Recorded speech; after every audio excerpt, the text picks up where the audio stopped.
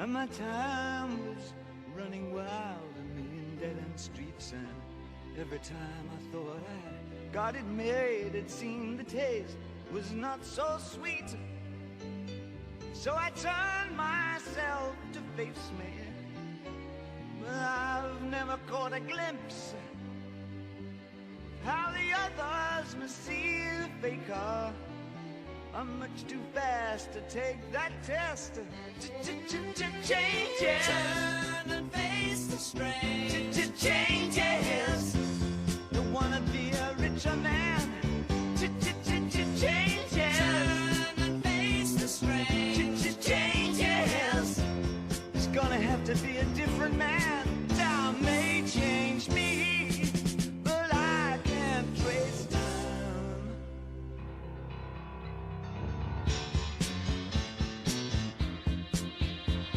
Yeah. I watch the ripples change the size, but never leave the stream of warm and permanent sand. So the days float through my eyes, but still the days seem the same.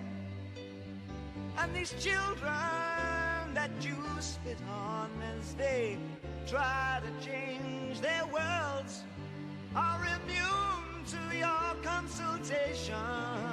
They're quite aware of what they're going through. Changes. Turn and face the strain. Changes. Don't tell them to grow up out of it. Changes. Turn and face the strain. Changes. Where's your shame you've left us up to our accident? Time may change me. You can't trace time. Strange fascination fascinating me. Our changes are taking the pace I'm going through. Changes. Turn and face the strain. Changes. Oh, look out, you rock and rollers. Changes. Turn and face the strain. Changes. Pretty soon now you're gonna get older. Time may change me, but I can't trace time. I said that time may change me, but I can't trace time.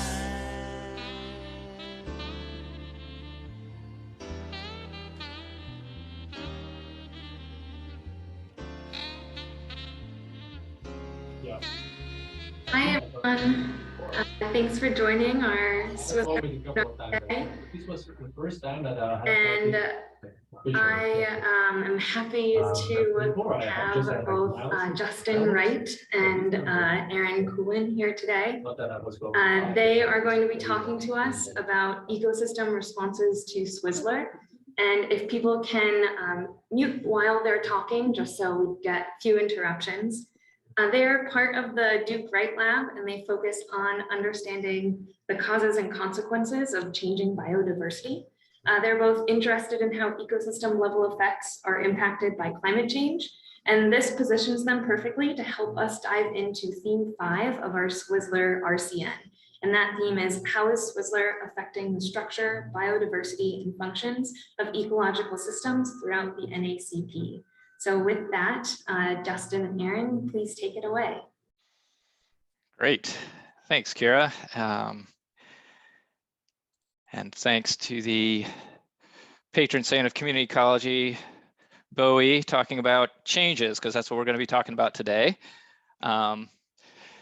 And in particular, talking about how saltwater intrusion is changing coastal landscapes. And I want to start by acknowledging that I'm merely reporting on work. That this is work that was led by my former student, Emily Urey, and co-advised by Emily Bernhardt and our long-term assistant, Steve Anderson, and jointly work done by Emily Bernhardt, Marcelo Ardon, and our good friend, Ryan Emanuel. So what we're going to be talking about today is not what most people immediately think of when they think about the effects of sea level rise and saltwater intrusion, which is what's happening right here on the coast, where you can see all these stumps from pine and cypress trees that have died due to sea level rise. This is a picture taken at Palmetto Pear Tree Reserve in North Carolina.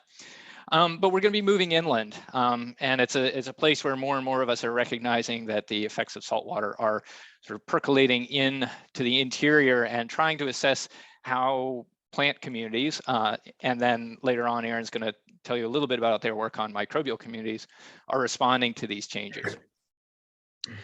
So first, just to give you a little bit of context, we're working in North Carolina. In particular, we're focused on that area in orange there. That's the peninsula that's bounded by the Albemarle and Pamlico Sounds. It's an area where we've been doing a lot of research recently. It's an area that is highly vulnerable to sea level rise. So North Carolina and all over almost 6,000 square kilometers of coastal plain are vulnerable to a sea level rise of only 1.1 meters. We're a very flat place, and we're seeing a lot of high rates of relative sea level rise. It's also a landscape with extremely altered hydrology. And so what you're seeing here is a network of drainage ditches that were put in mostly in the late 60s and early 70s for agriculture. And one of the consequences of all of this altered hydrology is that it's provided a mechanism for a pathway for saltwater to move from the sounds into the interior. They weren't designed that way, of course. They were designed to move water off of the fields, but salt can diffuse up. And so this is work shown here. This is an image from Abby Bhattacharya, a former postdoc of Ryan's, showing the vulnerability of this landscape to saltwater intrusion, with sort of these red areas as highly vulnerable. And you can see, not unexpected along the river courses, you see these areas, but you can also see that these drainage ditches are a way of saltwater can rapidly move into the interior of these landscapes. And so we were interested, given that this is a landscape that has already experienced some sea level rise, that is vulnerable to saltwater intrusion, do we see evidence that the vegetation on this peninsula has already been changing? And so we've looked at this in a couple of different ways. So the first way was just to take a sort of a classic plant community ecology approach. And here we were really fortunate in that in the early 2000s, between 2003 and 2009, there was a large scale effort throughout the Carolinas and Georgia, the Carolina Vegetation Survey, that has basically been trying to map vegetation. And they had a number of plots throughout this peninsula, and we were able to go back and resample most of those in about 2016 and 17. So we're talking about a time period of 12 to 15 years. So not a very long time for vegetation change, but at least it gives us a sense of whether things were changing. So in the red squares were the historic data from the Carolina Vegetation Survey, and we added some additional plots in the blue circles. But we're going to be mostly focusing on the plots that were resampled for what I'll show you right now. So when we take all of this is an ordination of the tree composition. And for those of you who aren't familiar with an ordination, this is just a way of collapsing a lot of species composition data into a few interpretable dimensions. And so points that are close together in space have very similar species composition.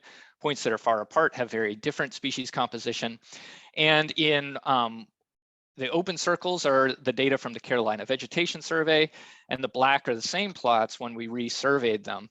And if we just connect the plots with vectors, you can get a sense of how much plots have shifted in species space. And so some of them have moved quite a bit. So the composition is quite different between these two time points. A lot of them, there's not much variation. Now, one of the things about this study is we were kind of stuck with the plots that the Carolina Vegetation Survey had happened to pick early on, and most of those weren't particularly vulnerable sites or coastal sites, but we were interested in asking the question of, well, could we predict how far, basically how dynamic the composition of a plot was? So how long these vectors are, is that predictable? And so we used a couple of different ways of assessing the exposure of a site to saltwater. So we looked at chemical signatures of saltwater intrusion, such as sulfate, sodium, and chloride, and then we also just looked at elevation. And we saw that there were weak relationships. They're all significant. I'm not going to crow that these are the best predictors we've ever seen, but we do see that there is some correlation in tree community composition. So the more sulfate, sodium, or chloride you've been exposed to, or the lower elevation you are, the more the composition has changed. And that's just the length of that vector. And I do want to keep in mind that this is a relatively short period of time, and we're talking about trees here. Trees are, of course, slow growing, and they don't turn over very quickly. So while these relationships are weak, we were felt that this was pretty compelling evidence that we're sort of seeing the leading edge of composition shifts in the tree composition. And then in terms of ecosystem function, we decided to look at changes in basal area. And here we actually saw much stronger relationships, again, in the same direction. So sites that have been exposed to higher levels of sulfate, sodium, and chloride, and lower elevation sites saw less change in total basal area. And in fact, those highest impacted areas showed negative growth. So we saw a regression there rather than succession. And I'll point out that most of this landscape has been cleared for agriculture. And so most of the forest sites that we sampled are in a regrowth stage. So our expectation was that these should be growing forests overall. But in fact, some of them were losing biomass if they'd been exposed to a lot of salt water. So this is the trees again. What about the herbaceous vegetation? So for this, we used here, rather than looking at changes over time, we're looking at changes in space. So these data are focused on the plots that we sampled in 2016, and also includes some data from Paul Talley and Benjamin Poulter, who had looked at this question in a more focused way in a couple of locations. So we were able to get a lot of plots to look at this. And so here's another ordination. And what you can see is that the composition of the herbaceous vegetation is strongly predicted by both elevation and by saltwater exposure. Here, looking at the cations associated with saltwater, sodium and then calcium and magnesium. And so we see a strong saltwater signal in what vegetation we see on the landscape. Now, this isn't too surprising, but what we were able to do was use an analysis called Titan, which is a threshold indicator. And the way to think about this is it shows where along a sodium gradient you see these strong shifts in the abundance of each individual species. And so each row here is a different species, and they're categorized as grasses, shrubs, forbs, and trees. And they're arranged from basically the most salt sensitive. And so all of these have a negative Z-score over here. The ones on the left, that's showing that they tend to decrease as they cross that threshold from, it's right around only about 100 micrograms per gram soil of sodium. So these ones are very sensitive to salt. We do have some species, these black circles, that are actually positive responders, so their abundance tends to increase with salt concentrations. And they're ones that you would pretty much expect, Spartina, Caladium. Yep. So that's not surprising. This is a place that includes salt marshes, so we do have some more salt tolerant species that tend to increase with salt abundance.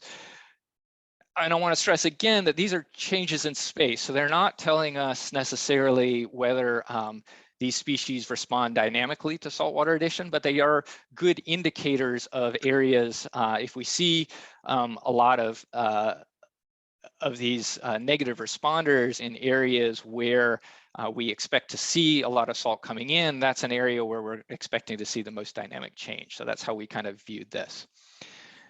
So these were all data based on plot surveys, which are very labor intensive. It was very hard to relocate a lot of these plots. Some of them we did our best and they just disappeared into the woods and we couldn't find the rebar. And so it's a real limitation of this type of way of assessing vegetation change, but they do give us the best sort of species level data. But Emily Urey wanted to look at this in a different way, and this I think Elliot White may have provided some of these, but I'll run through the results of what we did using more of a a remote sensing lens. And so this is just a picture. I think it's been on a couple of different talks of the Atlantic Coastal Waterway. And so this is another place where saltwater moves into this landscape. And what you can see in the background is this vast area of tree mortality. And so this was the kind of loss of biomass that we were picking up in our individual plots, loss of basal area. Well, what happens if we look at this using a remote sensing approach? And so Emily gathered a bunch of data from Landsat, ranging from 1985 to 2019. This is the peninsula out at the very tip of the peninsula that most of this is the Alligator River National Wildlife Refuge. And you can see in 1985, it was dominated by a mix of pine and deciduous forest. There were areas of marsh along the edge. At the sort of grossest scale at 2019, it looks fairly similar, but if we highlight pixels that changed from one time period to the next, first you can see in blue right around the edges, that's sea level rise, so areas that had been land that were now water.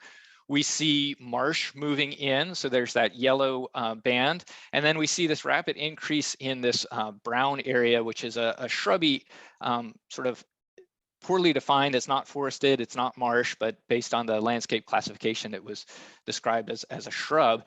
And then all of these little red dots in here are areas that in 2019 were ghost forest. So those were areas where trees had died. And you can see that they tend to be concentrated along the coast, but there are also lines along waterways, and then also some in the interior. And so if we look over time, we can see that from 1985 until 2010, 2011, there were little bits of ghost forest appearing every once in a while, but not much. And then all of a sudden in 2011, between 2011 and 2012, we began to see this large spike in both total ghost forest and a continuing production of new ghost forest over time. And so it does seem like sometime around 2011, 2012 happens to be when Hurricane Irene moved through. We also had a large drought period during that time.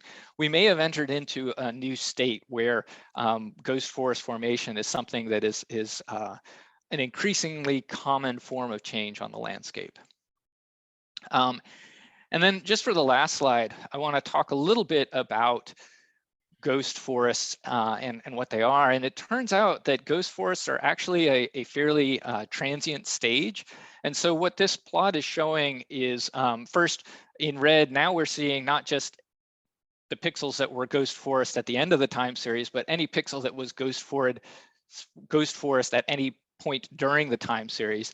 And in fact, 40.8% of any forest pixel that changed during this time period move through the ghost forest state at one point or another. And so what you can see in this graph, this river plot is showing on the left, the initial categorization of each pixel, whether it moved through ghost forest or not in the middle, and then its end state. And so you can see that in the middle, there a lot of pixels became ghost forest at one point, but they transitioned out into something else. And a lot of what they're transitioning into is this shrub class, which is an increasingly common feature in the landscape and one that we're kind of curious about. We don't really have a great grasp on it. And so that's one of the things that Aaron is looking at now. What are these these shrub states?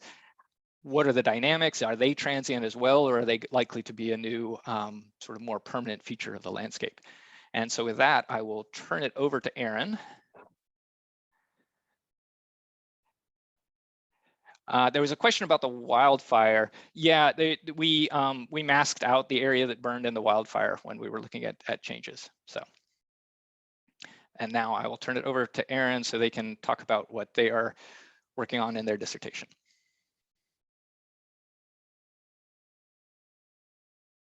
Justin, you couldn't have found a more perfect transition into my talk. I literally have those same figures in my introduction. Can everybody see the slides okay? Great. So I'm excited to be here and share with you all some of the work that I've been doing in my dissertation. So I'm in my second year. I don't have a ton of data to share, but I want to just give you a little slice of what I've been doing and where I hope to go in the future with this work. So I'm interested in how plants and soil microbes interact and what the consequences of that is for plant community changes of these coastal wetlands. So I'll start with just kind of the basics of plant soil feedback theory, if you're not familiar. So there's a few main ideas here. The first one is that plants influence the composition of the microbial community within their rhizosphere. So plants have a species-specific soil community. And second is that interactions with microbes have a significant effect on the growth and survival of plants. So just to highlight a few that are important, we can think about mutualisms, mycorrhizae, or nitrogen-fixing bacteria. We can think about parasitisms, root rots, anything that attacks living plant tissue, and then more neutral processes such as decomposition. And so plant soil feedbacks occur when plant species influence their soil microbial community, and this in turn feeds back to have effects on both conspecifics and heterospecifics. Plant soil feedbacks can vary in their direction and also their strength. So they can be positive. For example, here, plant species 1 is influencing their microbial community in a way that has a promoting or positive effect on conspecifics and a negative effect on heterospecifics. And then on the other hand, a negative plant soil feedback would be the opposite. So conditioning by plant species 2 of its community has a negative effect on conspecifics and a positive effect on other species. And of course, this example only is 2 species.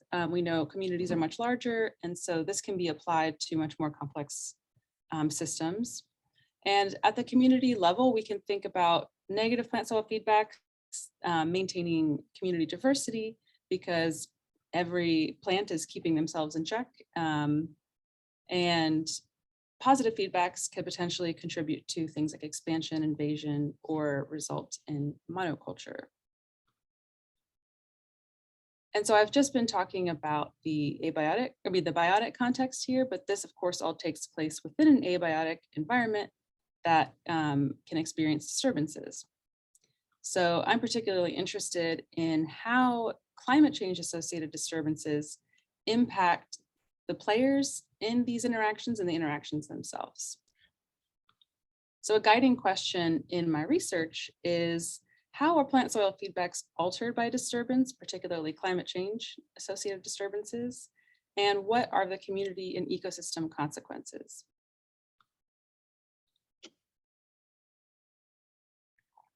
So like we just discussed, Justin just presented, an ecosystem that we know is experiencing significant disturbances under climate change are the coastal forested wetlands.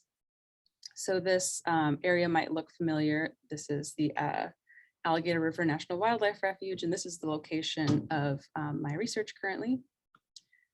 So as we saw just in the last presentation, this area is experiencing major declines in forested wetlands, transition to ghost forests, and then ultimately large amounts of these forests are transitioning to shrubland.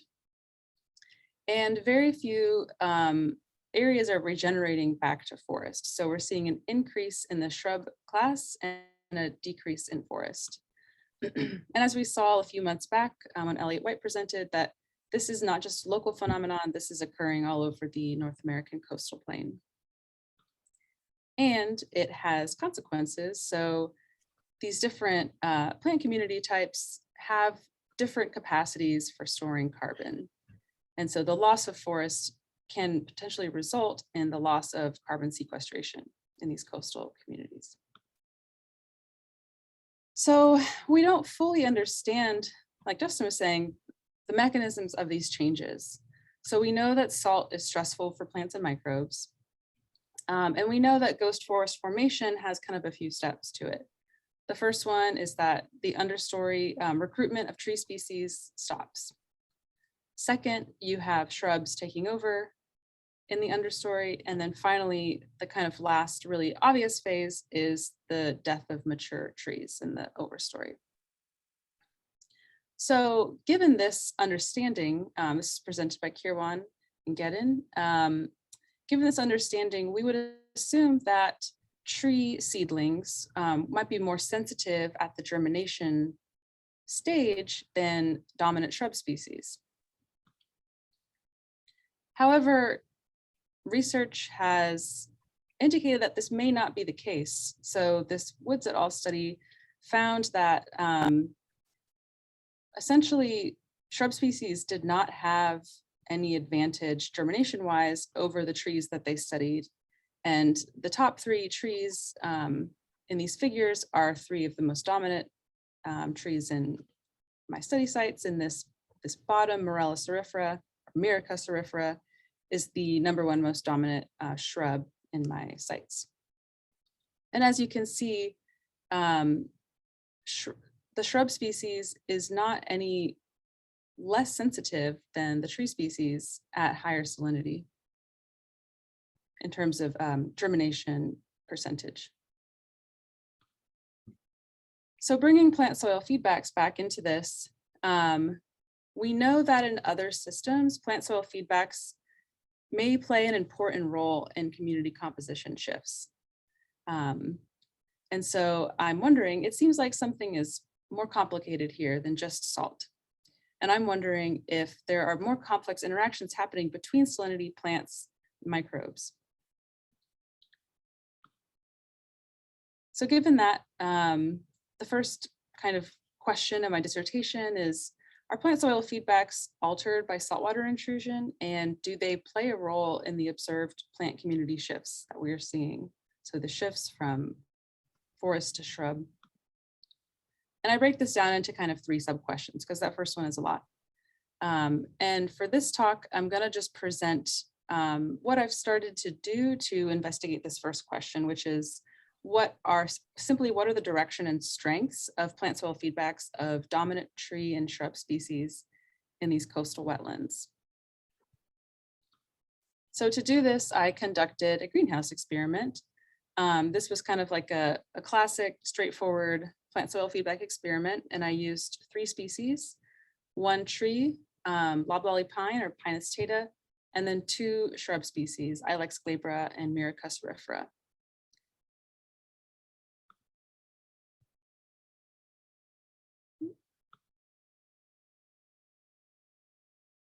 I don't know why it's kind of stuck. There we go. Okay, so the way this works is I collected soil inoculum from the field, from an intact forest site and a disturbed shrub site. Then I used a very small amount of that field collected soil, mixed it with a large volume of sterilized greenhouse soil. This ensures that you're not altering like the nutrient content of the pot, that you're just adding the microbes. I did under 5% total volume of inoculum. And then I did a fully reciprocal cross, so all plant species with both forest, shrub, and a completely sterile soil treatment. I measured the biomass at the end of a 4-month growth period. And I also looked at the mass of nitrogen fixing nodules on Myrica cerifera. So these species form symbioses with nitrogen fixers. And similarly, I looked at percent colonization of ectomycorrhizae on pine roots. There were no, on the Ilex glabra, they don't have any like highly visible symbionts, so I did not collect any data for them. And then I also collected DNA from both soil and roots. However, for today's presentation, I'm not going to share the mycorrhizal data because I didn't find any differences across treatments for the pine. And for the DNA, I don't have those back yet. All right, so moving on to my findings. So this is a figure showing the growth rate of the 3 species with the different inoculum treatments. So over on the left, you have Ilex glabra. Next to it, in the middle, you have Morella. Those are both shrubs. On the right, you have the pine.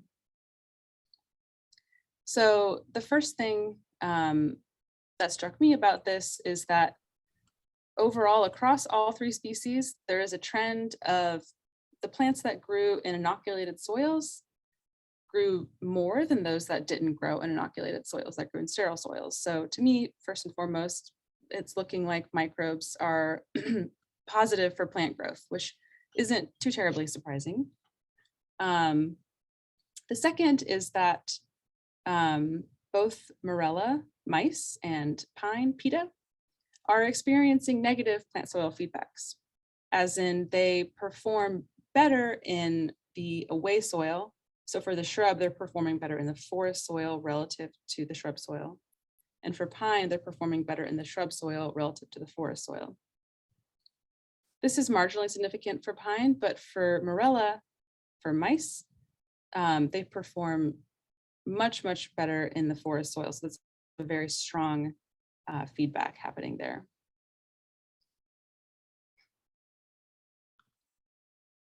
So I wanted to zoom in a little bit more on the Myrica and see if I could look at the symbionts that I was able to easily quantify to see if there was any evidence for why I'm seeing these patterns.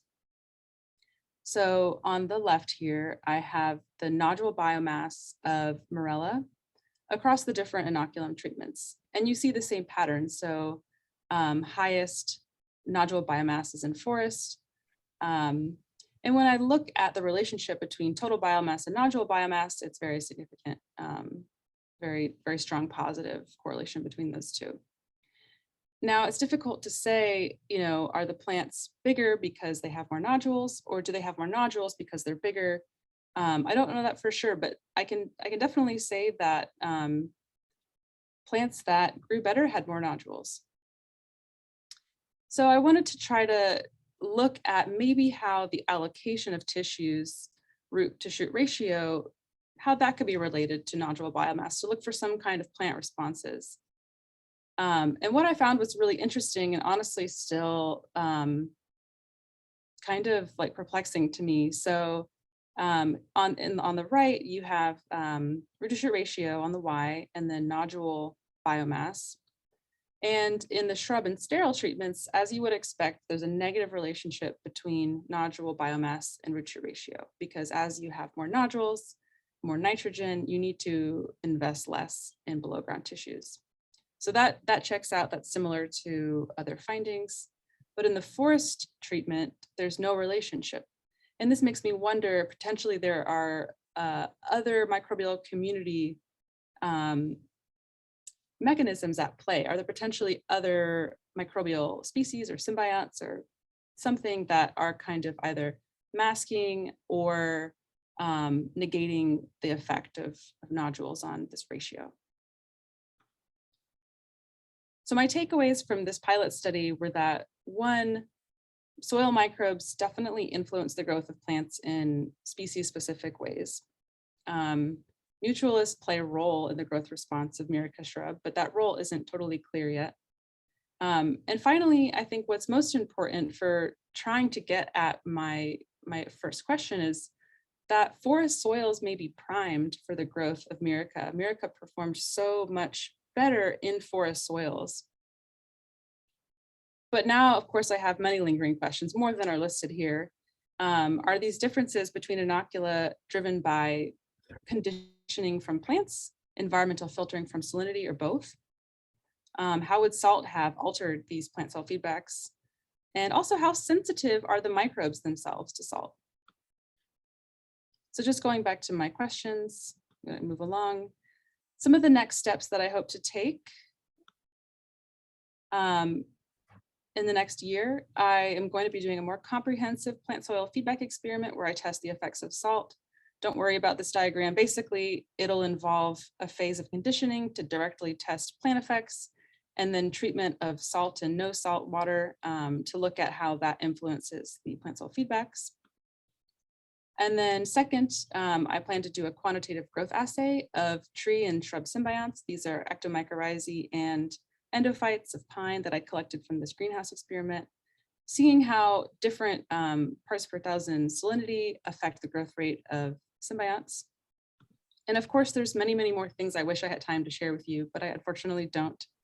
And with that, I'll just say thanks to everyone in the Wright Lab, Vogel's Lab, and my funding sources for helping me make this research possible. Thank you. Thanks, Erin, and thanks, Justin. Unfortunately, we don't have enough time for questions, but we are going to jump straight into the discussion, which I feel weird cutting off questions to discuss. But right now, I am sharing the Jamboard link. We are going to be using Jamboard again, just as a brief kind of overview to add sticky notes, to take notes about what you're discussing. There should be a little tab on the left for you to click sticky note, and it just adds it to the page that you're on. And then I'm going to be opening breakout rooms in just a moment. The breakout room is labeled the frame that you should go to. So in the top middle of the page, there's an expand frame bar, and you can see it's called frame 1, 2, 3, 4, 5, and that's how you will find where you will be located. So today we are going to be discussing kind of the methods that you're using, which I think Erin did a great job at setting that up, diving deep into the methods that she's doing.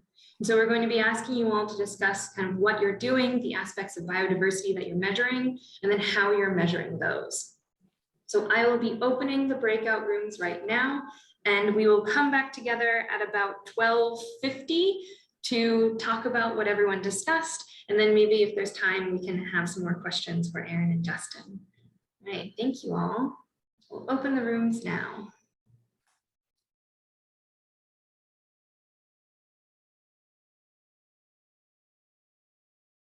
All right, welcome back, everyone. I hope there are some fruitful discussions throughout the rooms. I just wanted to come back together because I just want to see what everyone talked about. So I'm going to go through and ask for a volunteer for each room. I will go frame by frame, so just fair warning, you'll have the warning as I ask. And while we're going through this, you can also feel free to put in the chat any questions that came up for Justin and Erin, and I will ask them to answer in the chat if that is all right. So for the first person on the chopping block, anyone from the first frame, frame 2, to discuss and quickly summarize kind of what they talked about in their room. Yeah, so I was in frame 2. So for the first discussion question, we basically said that most of the stuff that we're studying in terms of biodiversity structure and function have to do with like vegetation, presence, composition, that type of area, and then function ranged pretty broadly from things like carbon storage, methane fluxes, nitrogen export.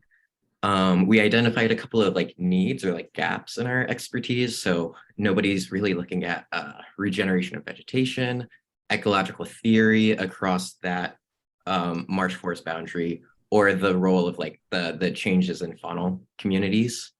And then in terms of spatial scales, a lot of our studies were looking at like the plot level. And there was kind of like a need to more look at like longer scale, decadal or century scale data. But yeah, that's the 30-second summary. Great, thank you so much. We then had a bit of a last minute shift. So there is no one in frame 3. So the next one is frame 4. Anyone there who can? It's Ashley, Marcelo, Lindsay, and Greg are the 4 that were in the frame. So Thanks, we were a group that was very largely ecosystem ecologists, biogeochemists.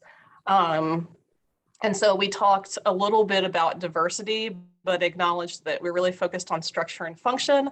Like Alex said, we talked a lot about kind of plant community structure, plant growth, those kinds of responses, and then also the carbon and nitrogen responses. So carbon mineralization, denitrification, greenhouse gas fluxes, et cetera. At what temporal and spatial scales are you assessing? We talked about that quite a bit too.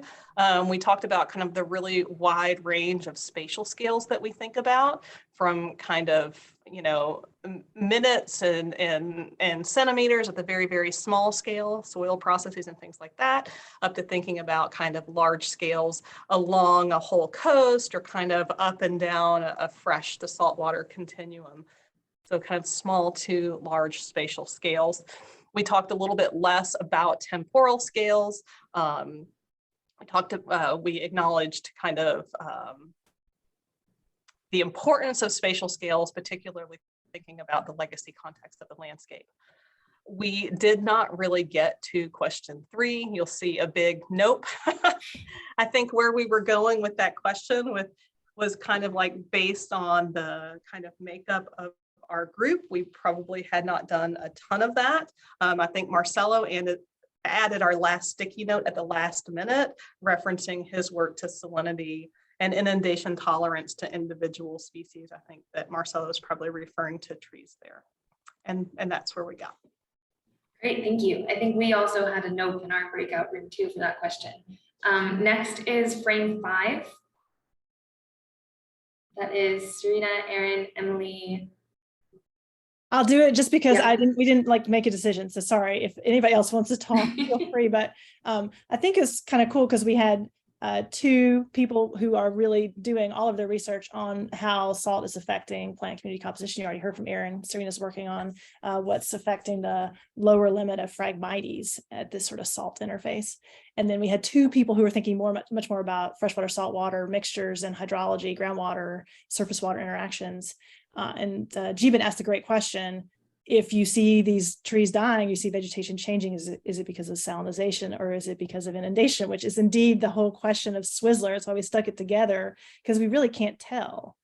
And we were having an interesting question before I accidentally pressed the button and left my room, where I think there's a lot of opportunity to use the biodiversity, composition, traits of plants or traits of microbes or indicator species to actually detect whether it's inundation or salinization or both together that's the cause of changes that we see. So I know we're thinking about kind of the other way, like how do these changes affect organisms, but I think there may be a lot of opportunities to use what we know about organism stress responses at the community or the individual level to actually better understand what the direction of change is. So that was an emergent property of our conversation. Please add anything, folks. We then have frame 6. Yeah, our reporter had to leave immediately, so that was Stephen. I'm back actually. If you want me to okay. Go ahead. Sorry. An urgent thing, but I'm back. But you're welcome to go ahead if you'd like.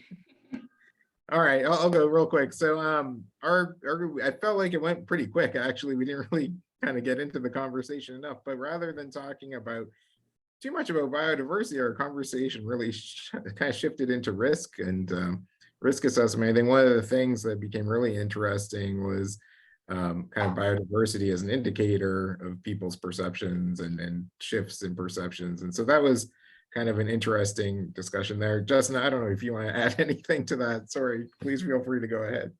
I would just say that there were some interesting discussions that, I study fairly natural systems, and there was a lot of interest in looking at agricultural systems based on the people in our system, in our particular breakout group, that I think was a valuable perspective to add.